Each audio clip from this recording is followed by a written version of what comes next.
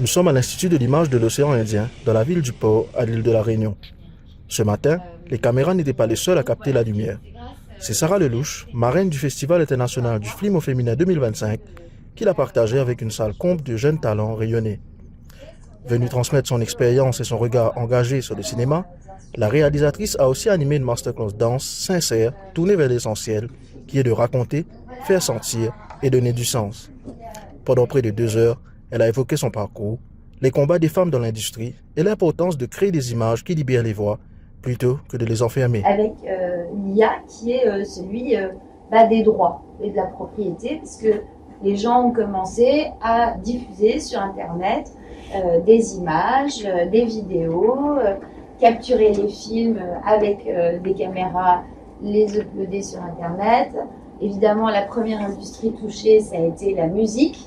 D'ailleurs, c'est aussi l'une des premières industries touchées.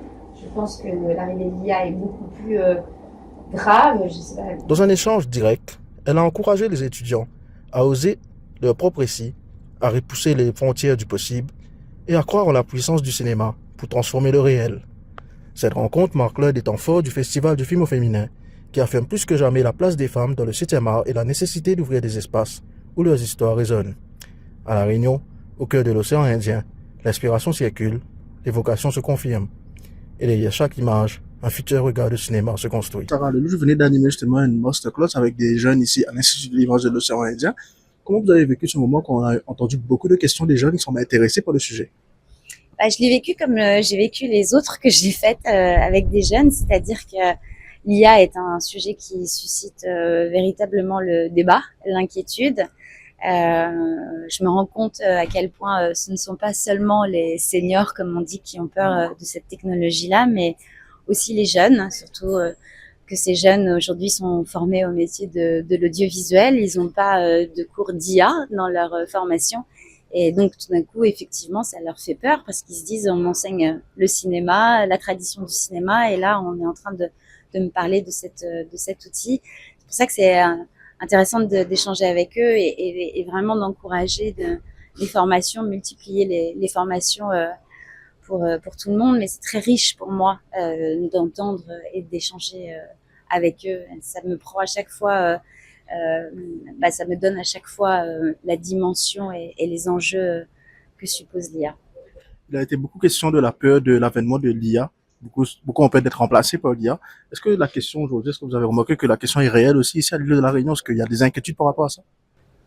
Oui, il y a véritablement des inquiétudes avec cet outil de remplacement de métier, de remplacement de comédiens. Et c'est ça que j'ai essayé de communiquer aujourd'hui dans la masterclass et dans toutes celles que je fais, que non, il ne peut pas y avoir de remplacement, pas comme on le pense. Il va y avoir des nouveaux métiers qui vont se créer. Évidemment, il y en a qui vont disparaître, mais finalement, pas beaucoup. Et il faut, je comprends les peurs et je ne suis pas là pour militer pour l'IA. Je suis là juste parce que aujourd'hui, l'IA a gagné son combat. L'IA ne disparaîtra plus jamais de la planète et de toutes les cultures du monde. Donc, je préfère me demander comment faire avec l'IA et comment bien faire avec l'IA. Et c'est ça aussi les messages que j'essaye de faire passer, c'est discutons et régulons. C'est quoi les limites?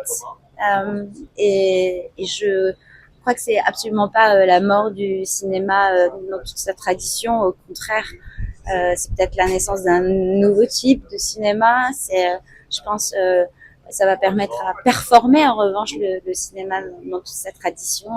Mais c'est une arrivée technologique, pas comme les autres, parce que celle-ci est révolutionnaire, mais comme toutes les autres, l'audiovisuel doit s'en emparer et la défier.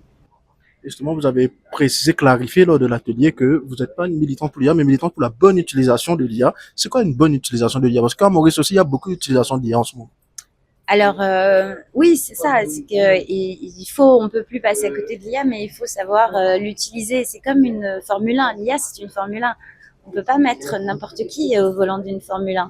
Il faut apprendre à la conduire bien. Donc on peut pas mettre n'importe qui derrière l'IA. Il faut toujours des créateurs, des talents, de l'imagination, et il faut avoir de l'éthique. Il faut de la technique, mais il faut surtout beaucoup d'éthique.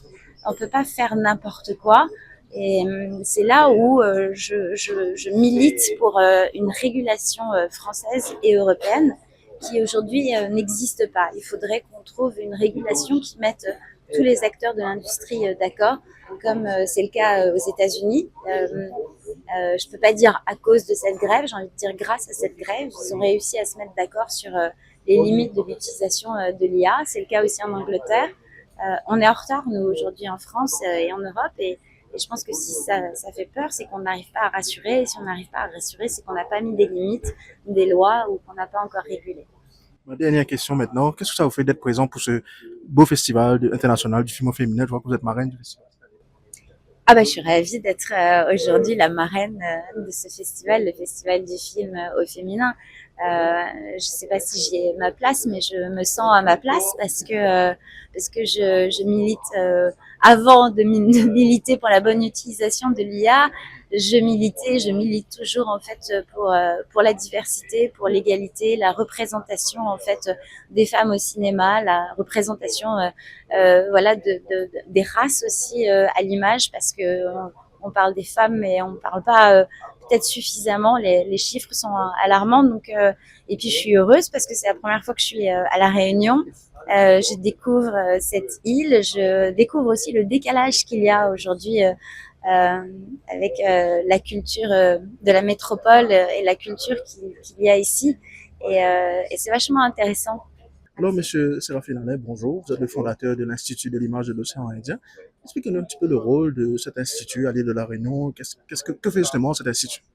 Écoutez, il y a une trentaine d'années exactement, avec l'arrivée du numérique, l'émergence du numérique qui bousculait déjà les industries de l'image à l'époque, nous avons réussi à arracher une volonté politique partagée entre les collectivités territoriales et l'État pour faire naître par la formation de l'activité nouvelle sur notre territoire. Et l'ILOA est né ainsi avec un transfert d'expertise sur le cinéma d'animation venant des Gobelins, Chambre de commerce de Paris. 93 volontés politiques, 94 première action de formation, 95 une industrie de cinéma d'animation voit le jour à l'issue de nos premières actions de formation, va faire travailler plus de 200 personnes, va connaître même les 3-8 pendant plus de 20 ans. Et 96, on était passé au tout numérique. Voilà, quand il y a une volonté politique, on peut y aller. Et donc, aujourd'hui, on va dire, l'ILOA a 30 ans.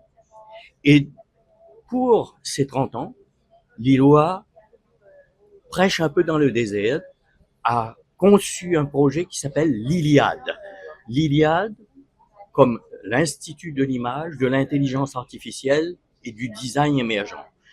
Et nous disons à nos interlocuteurs, aux décideurs, si on est parti de zéro et on a eu la confiance politique.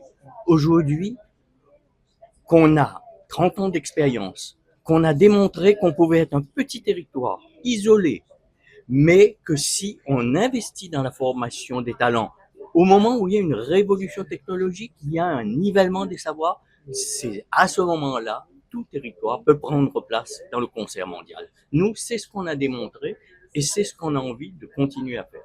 Et donc aujourd'hui, dans l'école, on a 2 stratégies concernant l'IA. La première des stratégies, c'est de mettre à l'horizontale, et là, ils sont consommateurs de l'IA. L'IA, dans moins de 5 ans, les métiers sont plus les mêmes. Donc, il s'agit de les mettre, de continuer à les former parce que les industries n'ont pas encore changé, les métiers ne sont pas encore mutés. Et donc, il s'agit de les former. Nous, c'est 3 écoles en une. C'est une école de cinéma et de métier de la télévision, c'est une école de cinéma d'animation, 2D, 3D, jeux vidéo, et c'est une école de création numérique et réalité virtuelle. Et donc, tous ces métiers-là, tous ces filières-là ont l'IA en transversalité dans leur cursus classique. Et ils vont voir, comme ça, le développement de l'IA et ce qui va leur rester à faire. Et au bout, ils pourront dire, ben mon métier, c'est ça. Le métier d'avenir, aujourd'hui, il est encore en définition. Par contre, à la verticale, nous mettons dès à présent, dès cette année, une action, on va intituler formation d'ingénieurs artistes en intelligence artificielle. Notre objectif, c'est de dire la Réunion, et je pense aussi à l'île Maurice, hein, parce que quelque part, ma mère était mauricienne, donc je continue à penser aussi à l'île Maurice. Nous ne voulons pas, comme destinée d'être que de simples consommateurs ou d'être des petites mains. Mais nous voulons pouvoir être terre de production d'une IA qui soit singulière et éthique. Et donc, nous disons que la Réunion a peut-être une destinée presque prophétique, parce que c'est un bourgeon nouveau de la Terre, magmatique, dont l'identité de la population se forge encore au carrefour des cultures et des civilisations. Aujourd'hui, l'IA est éduquée que par les géants du numérique, d'accord? Et donc, nous, on dit, il y a la possibilité de faire de la Réunion, de faire de l'océan Indien, peut-être des terres de production d'une matière première qui n'a point besoin de foncier et qui est indispensable à l'éducation de l'IA. Ce sont les data.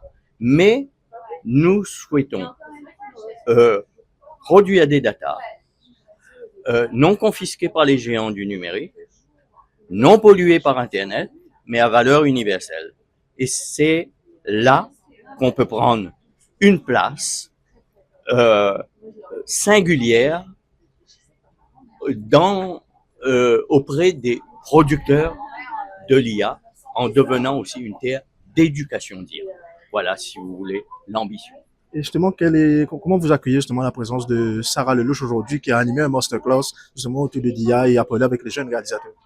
Écoutez, c'est une belle opportunité et je n'ai pas eu encore l'occasion d'en parler avec elle, mais je pense que nos points de vue vont pas être très éloignés et donc on verra comment on peut collaborer.